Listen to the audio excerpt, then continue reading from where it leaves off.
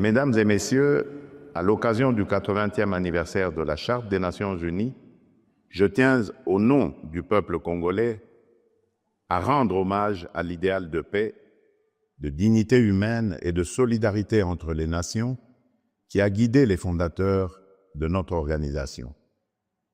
Les profondes mutations de notre époque, conflits persistants, urgences climatiques, crises humanitaires et menaces transnationales, nous rappellent que le multilatéralisme ne relève plus d'une option, mais d'une exigence incontournable. Nous croyons que les réponses aux défis du XXIe siècle ne peuvent émerger que de solutions collectives fondées sur la coopération, la justice et la responsabilité partagée. C'est dans cet esprit que notre pays, récemment élu au Conseil de sécurité pour le mandat 2026-2027, s'engage à défendre une gouvernance mondiale plus équitable, plus inclusive et tournée vers la prévention. Mais il est clair que cette gouvernance ne saurait se renforcer sans une réforme du Conseil de sécurité qui doit refléter les équilibres du monde contemporain et accorder à l'Afrique la place qui lui revient de droit.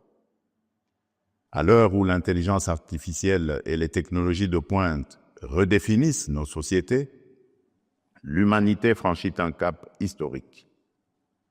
Ces avancées offrent des perspectives prometteuses pour le développement, la santé, l'éducation et la gouvernance.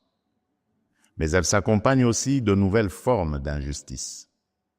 La compétition autour des minerais stratégiques, les déséquilibres dans l'accès à l'énergie et les pressions accrues sur notre environnement alimentent des tensions croissantes qu'il nous faut affronter avec lucidité.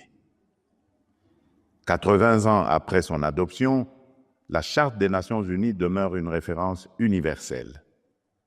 Mais pour rester vivante, elle doit s'ancrer dans les réalités contemporaines et porter la voix de celles et ceux que la paix, le développement et les droits humains n'atteignent pas encore pleinement, c'est-à-dire les femmes, les jeunes et tous ceux qui aspirent à une vie digne et équitable. La République démocratique du Congo appelle à un multilatéralisme rénové, au service des peuples, enraciné dans la vérité, animé par la justice et cimenté par le respect mutuel. Que vive la Charte des Nations Unies, que vive la solidarité entre les peuples. Je vous remercie.